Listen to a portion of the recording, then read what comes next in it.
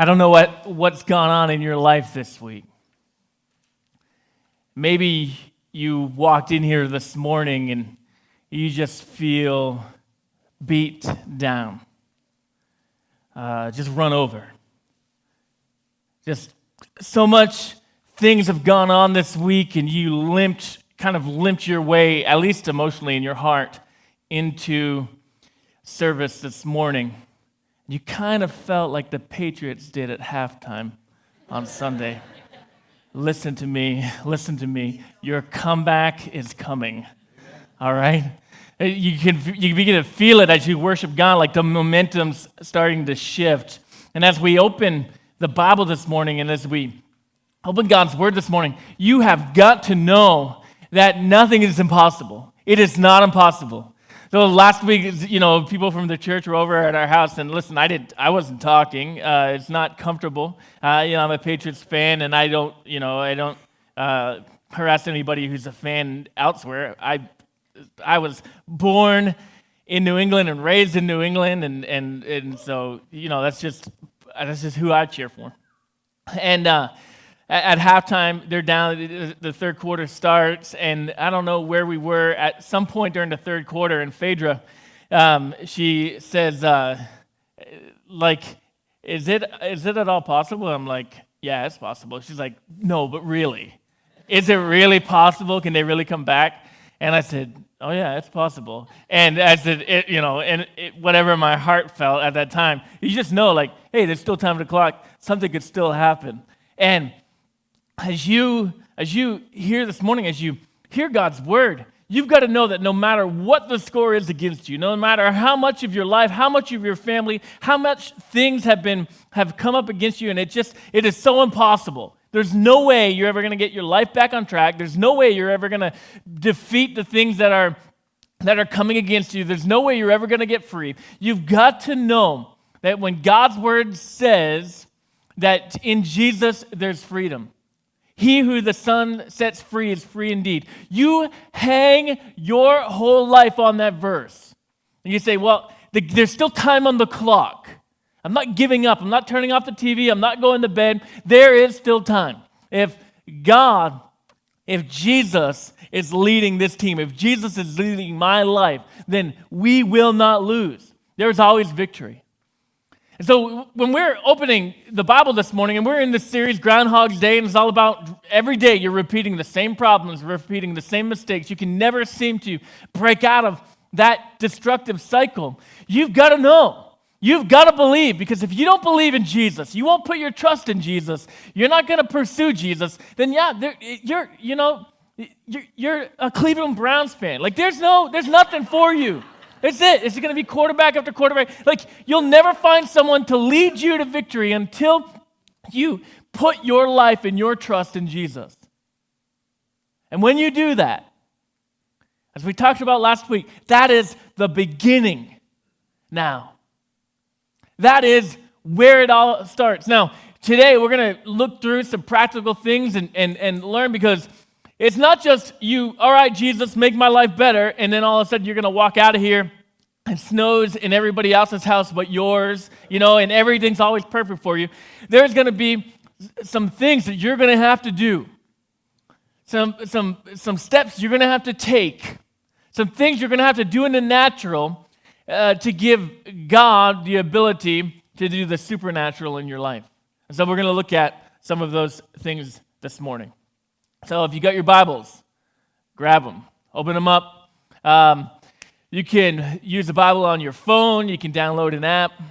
We'll give you a Bible for free at guest services. So open up to 1 Timothy while you're opening that up. I just want to remind you, 6 Sundays from now, on March 19th, we're going to be switching over to 2 services.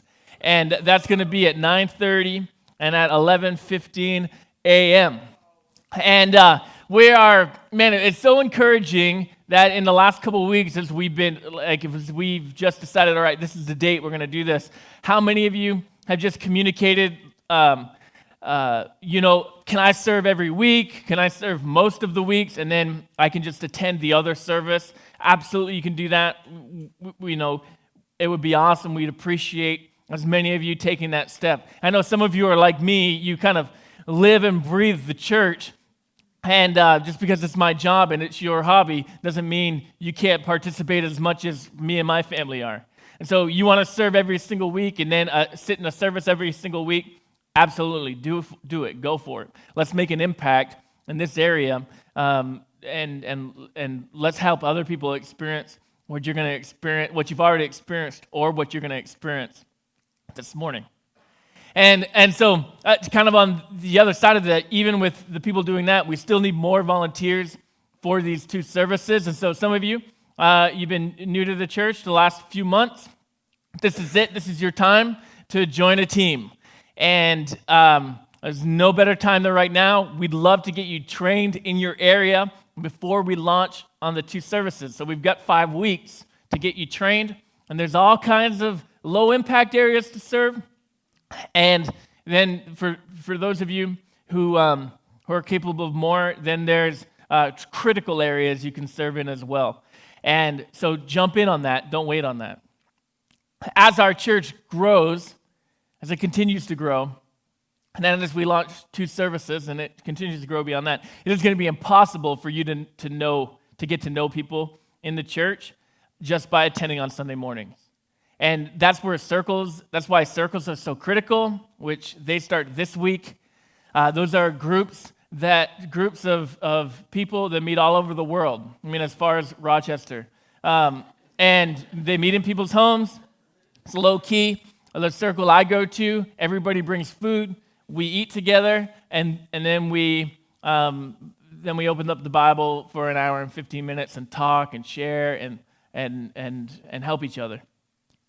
Join one of those. There's no way you're going to get to know people here if you're not in a circle and you're not serving. It's not going to be possible. And God didn't bring you here, and God didn't have you come here just to keep your seat warm. God didn't have you come here just to spectate.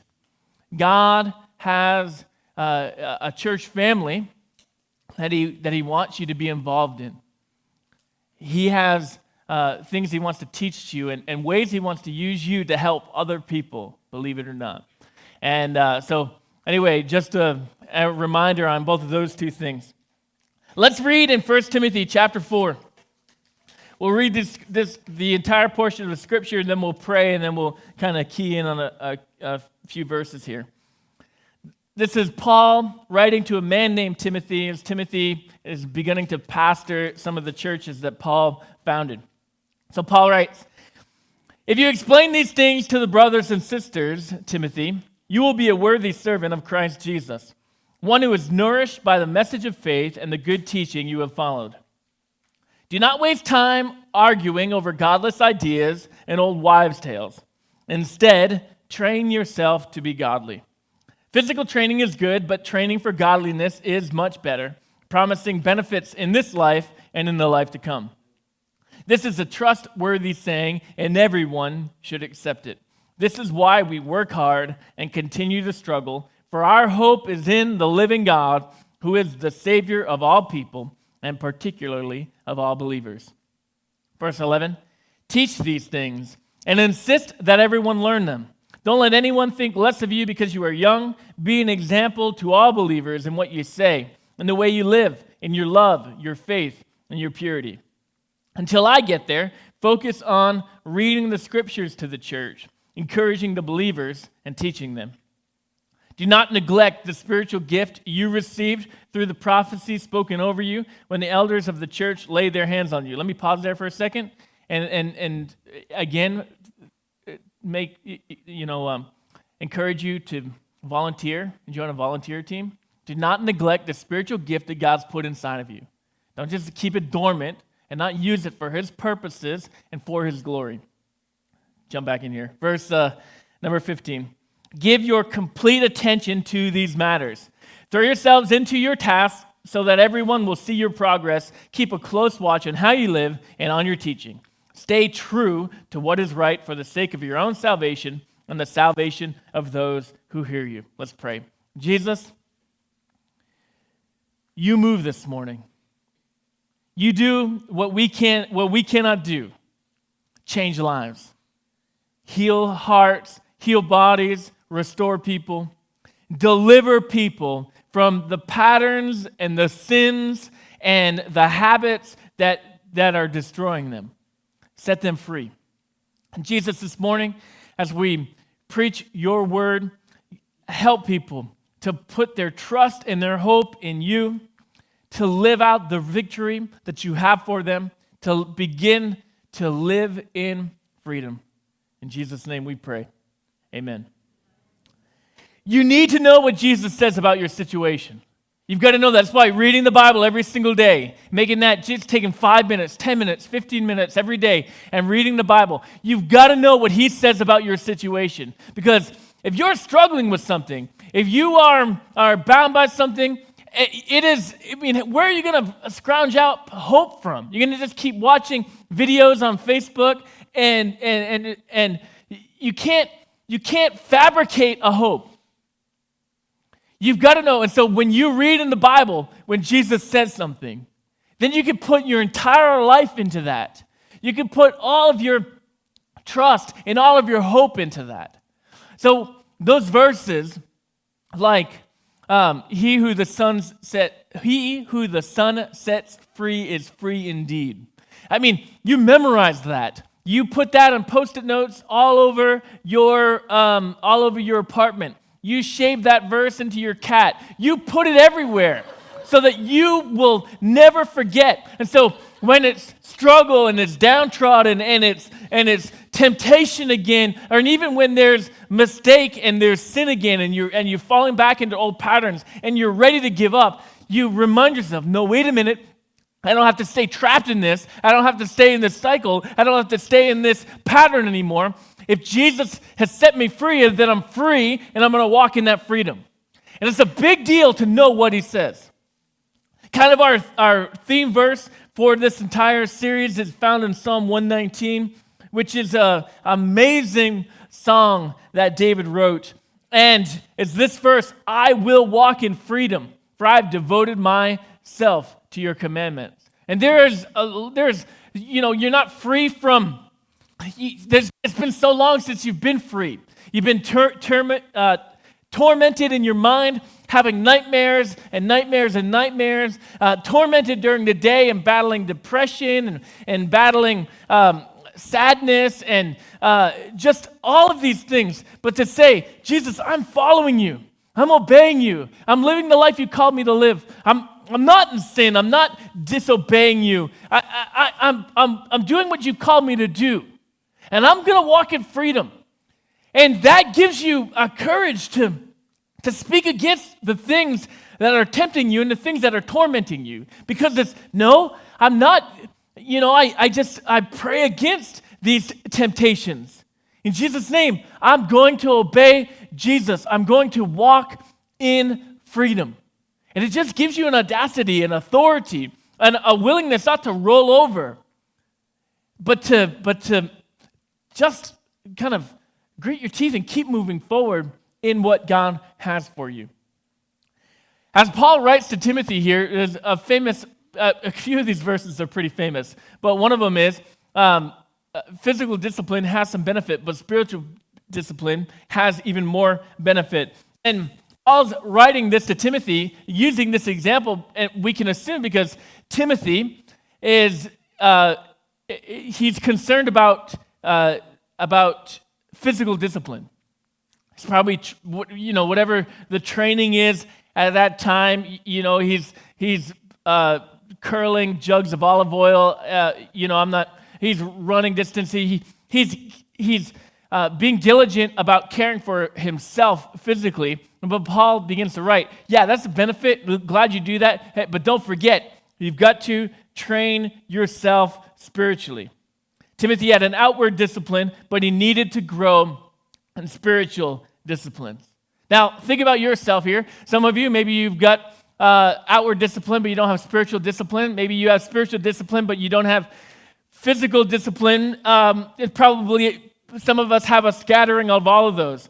We exercise, but we don't eat well, or we eat well, but we don't exercise. We're good at tithing, but not at saving, or maybe we're good at saving our money, but we're not good at tithing. We pray, but we don't read our Bibles, or maybe we read our Bibles, but we don't pray. And then some of us in here, we don't have any disciplines. You stay up as late as you want, you sleep in as long as you want, you eat whatever you want, you drink whatever you want, whenever you want, wherever you want. You do your laundry sometimes, you brush your teeth sometimes, you shower sometimes, you're like just a slob, You have no disciplines. You never read your Bible. Sometimes you show up at church. There's no discipline in any area of your life. No matter kind of where you are on that spectrum, whether you're military or, or the other end of that, there is freedom that comes with a disciplined life. There's a freedom that comes by walking according to God's commandments. There's a freedom that comes when you discipline yourself outwardly, physically, and spiritually. And I want to talk about that. If you are going to break free from the patterns that you keep reliving over and over again, if you're going to break free from that, the first thing you've got to do is train yourself. And we see this here in verse number 7. He says, don't waste your time over godless ideas and old wives' tales. Instead, train yourself to be godly. Get off your keyboard. Stop arguing. Stop wasting your time. Instead, train yourself to be godly. Now, this part of the Bible was written originally in Greek. And so as we translate it from Greek to English, and it's been translated from English a bunch of different times over the last 400 or 500 years, sometimes the original Greek word, if we look at that, it can help us to understand more what some of the meaning behind it. So the Greek word for train was gymnazo. And this word train, if you look it up in a Bible dictionary, here's what it means. It means to exercise naked. That's what it means. But that's not what we're talking about this morning. The word train here, because again, the Olympics back then, it wasn't televised, so they got away with a lot more. The word train here, it comes from the Greek word gymnazo, which we derive from the word gymnasium. So there is a sweat and hard work that goes into training yourself to be godly. And when I look at that verse and I look at the meaning behind it, and I think about this and the freedom that comes from discipline, I think about it this way: the sweat equity that comes from a godly life. When you put in the hard work as a teenager to do your devotions every day, when you put in the hard work as a young adult forgiving your parents for dressing you like that, when you put in the hard work of in your marriage of learning godly principles and teaching each other, when you put in the hard work of beginning to tithe and beginning to be generous, there is a sweat equity that comes, but then there's a benefit that comes from that. There's the sweat equity of a godly life, and this is what I'm kind of encouraging you with, that Jesus, he delivers some instantly. And others, he says, yeah, there's a freedom when you live according to my commandments. Now you have to train yourself to live the godly life. And that's why a circle is important. That's why coming to the church is important, because how are we going to know this otherwise? How do we encourage each other? How do we correct each other? Anyway, your life gains more the more you're willing to put in the hard work. If you put in the hard work of training yourself to be godly, you will reap the benefit of a godly life, which we'll talk about here in a second. We will never get anywhere in life without discipline. Now, to define discipline according to the English dictionary, it's to train oneself to do something in a controlled and habitual way. Discipline, to further flesh it out, discipline is the difference between I tried that and I am that. Discipline's the difference. So, when someone says, oh, I tried that diet, it doesn't work. But a disciplined person says, no, I am that. There's a difference. I don't know if you can capture that.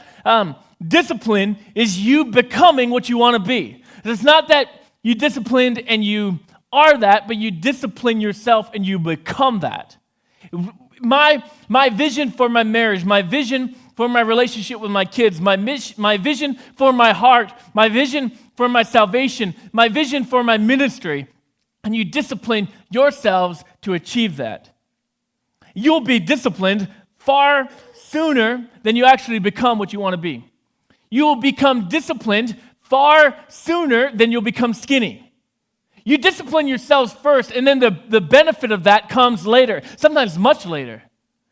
You discipline yourself to save, and you'll have the discipline of saving far sooner than you'll have enough money to retire. It's my discipline right now that I'm putting in, that $50 a month, the $100 a month, the 15% every month, that eventually gets you where you want to be.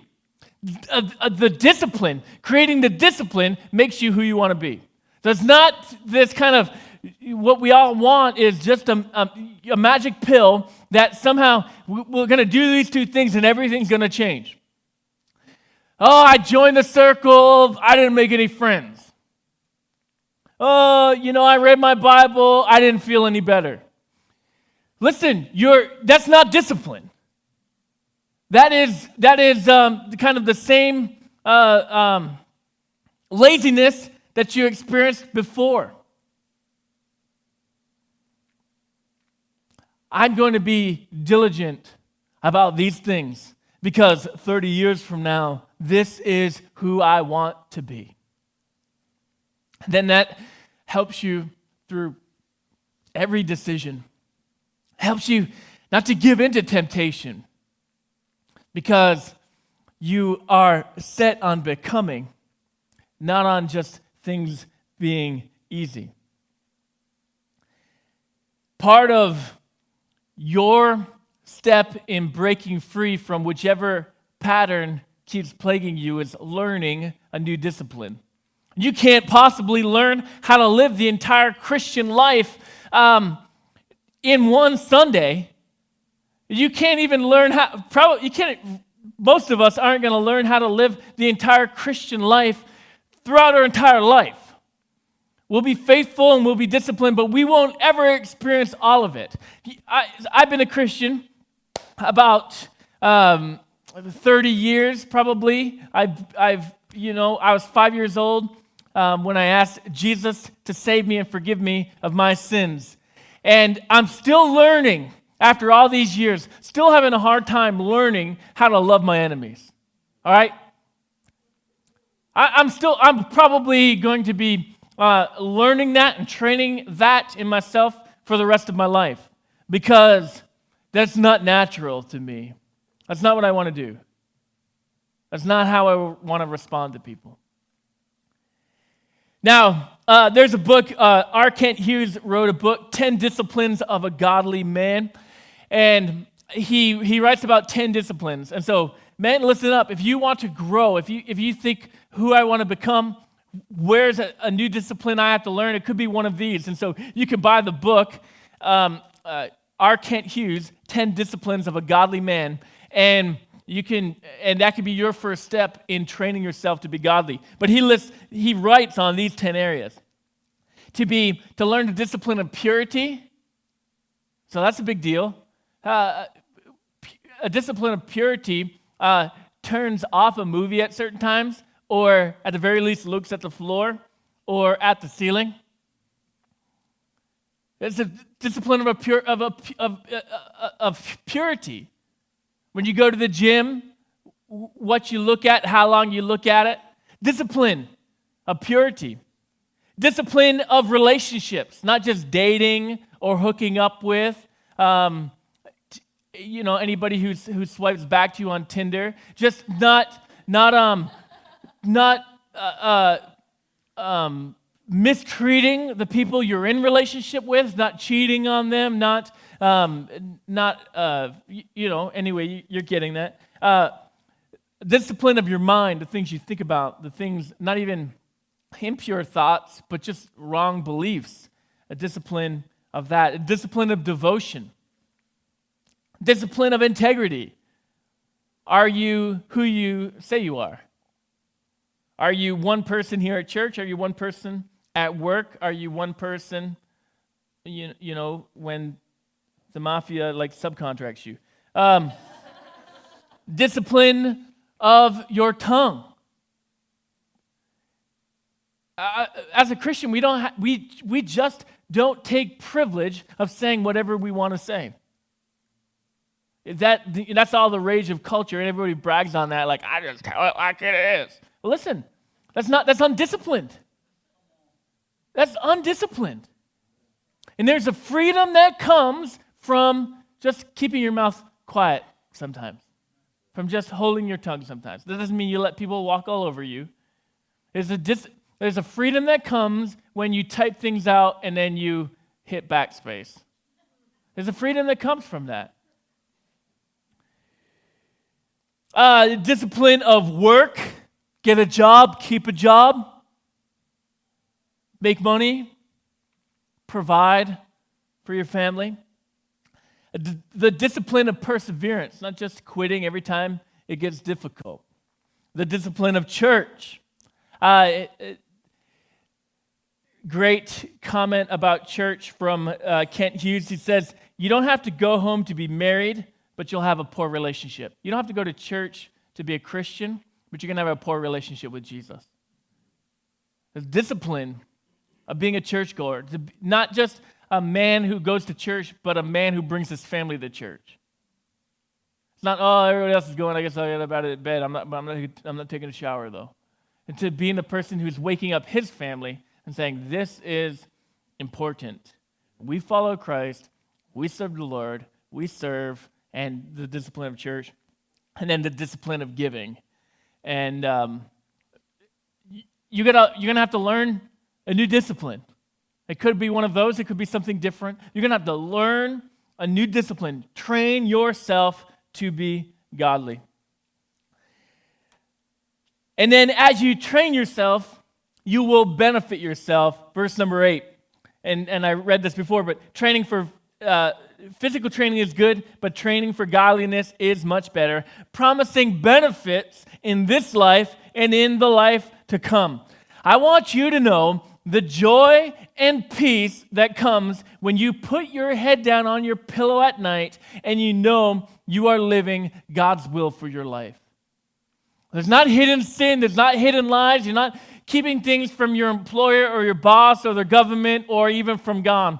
The peace that comes from just knowing I am doing what God wants me to do with my life. Now, some of you have never experienced that before. And so I was trying to think of an illustration that maybe would help you to understand how great it is. So let's think about spring this morning. And some of you be like, yeah, please, Lord.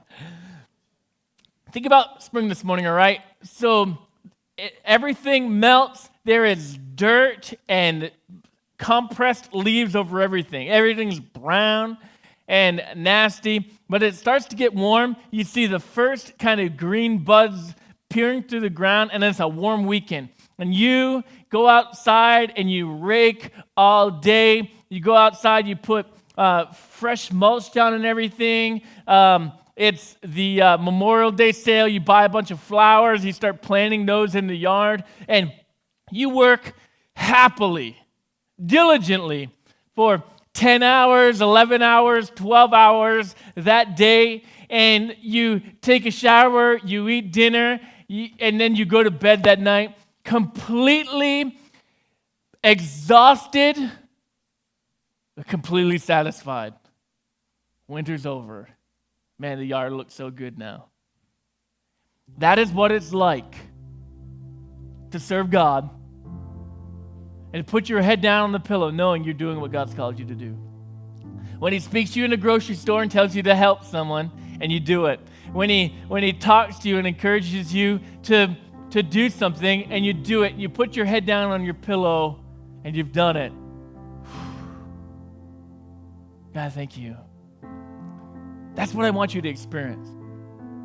We had our annual business meeting Wednesday night, and I think I have the timeline right, but my wife told me the story secondhand. Someone came up to her and said, God's just been really telling me I need to sign up and volunteer in the kids ministry. So I'm telling you, if you don't do anything with it, it's on you, but I'm doing what God told me to do. And then they like tried to quickly walk away. But they're like, when God's pressing you to do something, I heard another story this week. This was Wednesday morning. I was at a meeting in Portsmouth, and I was asking the other guys who were waiting for the meeting to start what some of his story was, and how. And so he began to tell his story. People had asked him to take leadership over this ministry, and he said, "No, it's not for me. Sorry." And they told him to pray about it. He began to pray about it, and so the next 4 nights, he was woken wide awake at 3 a.m, couldn't sleep. And finally, the third night or the fourth night, his wife came downstairs. Is like, "You've been waking up at 3 every morning. What's going on?" He's like, "Oh, they've been asking me. They asked me to do this ministry, and I told them I'd pray about it." She's like, "Probably God wants you to do it." And so, literally, here's this guy. He's not able to sleep until he obeys what God has for him for this next part of his life. And so, what happened? He made the call later that day, and I guess he's been sleeping soundly ever since. What happens? What is the benefit? I mean, legitimately, is there benefit for serving the Christian life? Here are some intangibles, but that are so amazing.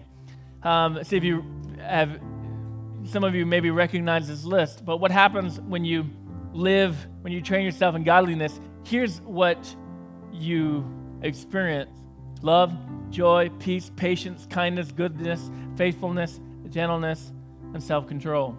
That's the benefit. I mean, how many of you have one of those things that you're experiencing in your life? Amidst all the turmoil, against all the problems, are you experiencing that? The last thing: first, train yourself. Second, you benefit yourself. But third, you've got to, if you're gonna break free from the patterns, all right, you're not gonna fall into the same patterns again, you've got to watch yourself. Verse number 16, keep a close watch on how you live and on your teaching. Keep a close watch on how you live. Some people don't realize that in the wintertime, when you're holed up inside all the time, you have a drop in vitamin D, lack of sunshine. There's a thing called seasonal depression, and people don't realize what's happening. They don't have a self-awareness to know like something's wrong just environmentally. So they begin to sin because they feel depressed. Oh, I just feel... they don't recognize what they need is a vitamin D pill or a day outside. So instead, they begin to emotionally eat. They begin to watch things on the computer they shouldn't, because they're just trying to generate some good feelings. You got to watch yourself to know, like, hey, wait a minute, what's going on here? Why am I feeling pain right now? How come when this person walked into church, I wanted to avoid them? Like, what's going on here? What's going on? And you got to watch yourself, because sometimes your pattern, it's the same thing. All of a sudden, it's 3 a.m, you've been on the computer, you're lonely. What are you doing? You begin to sin. It's Friday night, it's 1 a.m, you're at that party, all of a sudden you begin to drink again or use substance again. Like, you got to watch yourself. Wait a minute, what am I doing? It's 11 o'clock. Why am I walking into this house? This is where I always get the problems. Watch yourself. Like, I'm not even going to walk into that place, into that environment anymore. I'm going to literally walk away. Watch yourself. Keep a close watch on how you live. Who do you let speak into your life? This is part of the problem, is we don't have a relationship with other Christians. We won't allow other people to speak into our life. Who do you let speak into your life? Who can call you out on your sin? Should you really be going on a date with that person? Oh, we're just friends. Man, if that one doesn't make me angry.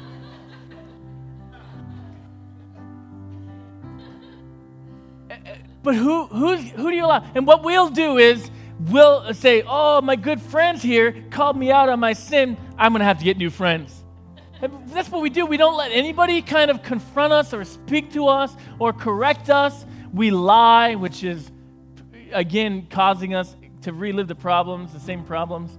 And you have got to say, what my vision of the future is this. And I'm going to allow other people to correct me and speak into that, because it's more important for me to get here than for me to just be comfortable right now. And that is not fun, but the benefits of a godly life is worth it every time. It is always worth it, even when it's not easy. So, as we end our time this morning, your time preaching this morning, it's a choice for you to make. Last week we talked about Jesus. You can get free because Jesus. You can live and experience those dreams in your heart because Jesus. He is the Lord of all lords. He is God. He is the beginning and the end. He's Jesus. He is all power that he says he is. And then you can train yourself. You can learn some new disciplines. You can live a godly life, even if you've never seen it before, even if no one in your family ever has before. So your decision is one. We'll have time here of prayer at the very end, and you can come forward and have someone pray with you. You're going to have to go walk out of here and open your Bible. You're going to have to walk out of it. You're going to have to do some things differently. And you know what those are. And we can help you possibly and coach you through it. If you've never been through Follow and you keep repeating the same problems, sign up for Follow today. Get a coach who can walk through you for the next 8 weeks so you can establish some new patterns. And God's going to do it. God's going to do it.